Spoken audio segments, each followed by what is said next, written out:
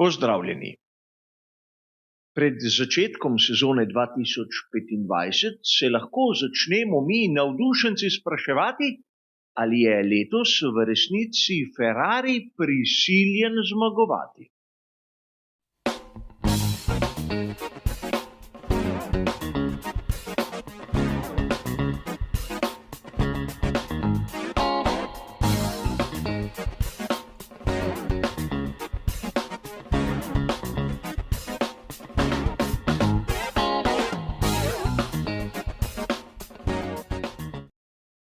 Če bi vprašali nekega naključnega navijača skuderije Ferrari, bi ta zagotovo dejal, da sezona 2025 je tista prava, da čuti, kako bodo pri skuderiji osvojili tako naslov med vozniki, kot tudi onega med konstruktorji.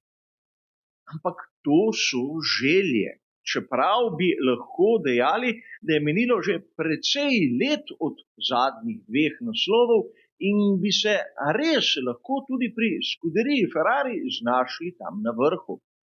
Ampak če damo malce te upe, ta predvidevanja na stran in pogledamo situacijo, kateri smo priča danes, bi lahko dejali, da je res skuderija Ferrari dobesedno prisiljena osvojiti vsaj enega izmed obeh naslovov.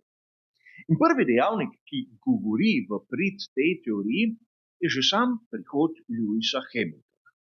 Verjetno vam je znano, da prestop Hamiltona ni toliko sad naporov samega Frederika Vasserja in njegove ekipe, ampak je rezultat dela Johna Elkanna in Pierra Ferrarija.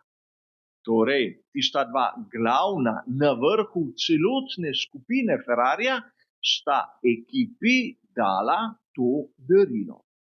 In darilo, imenovano Lewis Hamilton, je tudi izjemno drago. Govori se, da celoten prestop je bil vreden okrog 400 milijonov evrov. Ne samo za plačo samega Lewisa Hamiltona, ampak tudi kot obilne donacije raznim organizacijam, s katerimi Hamilton sodeluje. A to ni važno. Treba je razumeti, da voznik, ki toliko stane, po drugi strani vzbuja določena pričakovanja. In pri 400 milijonih evrov so pričakovanja vezana na naslov. Čeprav po drugi strani je situacija več kot zanimiva. Verjetno ste zasledili izjave Bernia Ecclestona. In tu je treba najprej razčistiti, da jih ima Bernie Eccleston krepko čez 90, da formalno v Formuli 1 nima več absolutno nobene vloge, ampak še zmeraj ga sprašujejo po mnenju, ki ga leta z veseljem da. In tu bi morali biti zmeraj izjemno pozorni glede tistega, kar nam Eccleston pove.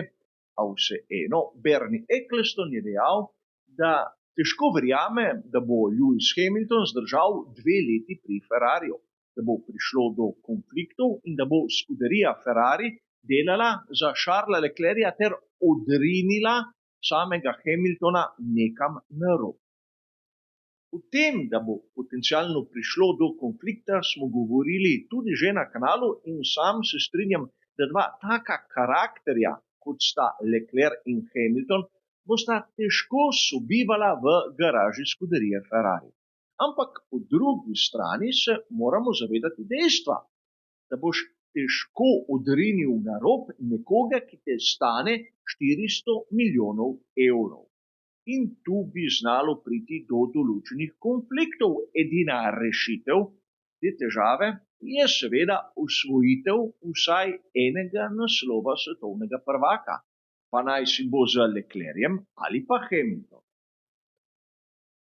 A treba je tu tudi pogledati, kaj se je zgodilo v lanski sezoni. Lani med konstruktorji je bil Ferrari lepo drugi. Nekateri so tiste matematične možnosti, da bi se celo borili za naslov svetovnega prvaka, tudi malce preveč povzdigovali. Ampak kaj lahko pričakujemo letos? Verjetno vsakdo misli na to, da bodo pri Ferrariju napravili korak naprej. Torej, iz drugega mesta nam je čisto jasno, kaj sledi, ukolikor želijo napredovati. In tu se odpira tretja težava. Namreč spomnimo se, kako so skuderijo Ferrari v preteklih mesecih zapustili mnogi. Ne govorimo samo o Binotu, Cardilu in mogoče tudi Simoneju Resti, ampak vidimo lahko, da pravzaprav je bilo odhodov več kot prihodov. Ostali so seveda tisti, ki so SF Pomišljaj 24 pripeljali do tiste točke, kjer pravzaprav je zmanjkalo izjemno malo. Ampak po drugi strani smo prepričani, da so inženirji, ki so sedaj v tem trenutku na razpolago skuderiji, sposobni napraviti najboljši bolid izmed vseh 10 ekip, ki nastopajo v Formuli 1. Še posebej glede revolucionarnih sprememb, ki se napovedujejo, a o tem bomo govorili, ko bomo pravzaprav videli SF Pomišljaj 25, bi lahko dejali, da je tveganje veliko. In tu verjetno se vsakdo izmed nas strinja, da pri skuderiji Ferrari si koraka nazaj, naprimer na konstruktorski lestvici, ne smejo privoščiti. In seveda mnogi navdušenci in marsikateri navijač bi lahko dejali, da prišel je Loic Sarrat iz Mercedesa in da bo on nekako vodil vso zadevo, saj je postal tehnični direktor ekipe. Ampak tu se sam sprašujem, ali je umestno dati nekoga, ki je res strokovnjak na področju pnevmatik, vzmetenja ter obes, na tako kompleksno mesto, kot je tehnični direktor ekipe. Skuderija Ferrari je seveda struktura, ki izdeluje tako šasijo kot pogonske sklope ter menjalnike in tehnični direktor nadzira vse. Pri tovarniški ekipi Mercedes vidimo na tem mestu nekoga z imenom James Allison, ampak spekter znanja Jamesa Allisona je bistveno bolj širok od tistega, ki ga vidimo pri seriji. In tu, vsaj pri meni, nastajajo določeni dvomi. A vidimo lahko, da pravzaprav pričakovanja so visoka in verjetno ne samo navijači, tudi lastniki pričakujejo rezultate, še posebej zaradi tega, ker so skuderiji Ferrari dali ogromno. In govorimo zopet o Lewisu Hamiltonu. In poraja se vprašanje, kaj se bo zgodilo, če tako kot tolikokrat poprej naslova ne bo. Tu velja omeniti, da lahko se zgodi marsikaj, ampak brez naslova bi se po svojem lahko tudi uresničile napovedi Bernieja Ecclestona. Po drugi strani bi lahko videli situacijo, kjer bi zopet prišlo do menjave na samem vrhu. Namreč Frederik Vasseur, ukolikor ne osvoji naslova, ne bo izpolnil naloge in torej je treba poiskati nekoga drugega, kar bo zopet vodilo dobesedno v zmedo. In situacija, ki bi lahko nastala, bi bila na last podobna tisti, ki smo jo videli pri Ferrariju tam v začetku 90. let prejšnjega stoletja.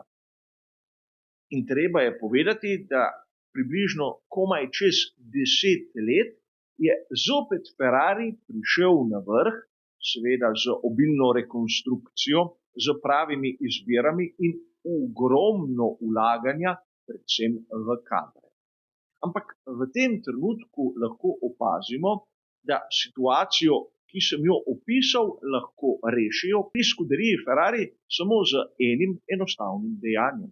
S tistim naslovom svetovnega prvaka, o katerim govorimo že celoten prispevek. Ali jim bo uspelo ali ne, bomo videli skupaj, ampak delovna mesta mnogih v Scuderiji so verjetno od tega odvisna. Zato menim, da so dobesedno prisiljeni osvojiti vsaj en naslov v prihajajoči sezoni. A kot običajno, moje videnje in moje mnenje. Za danes bo pa seveda to vse. Hvala za vašo pozornost in nasvidenje.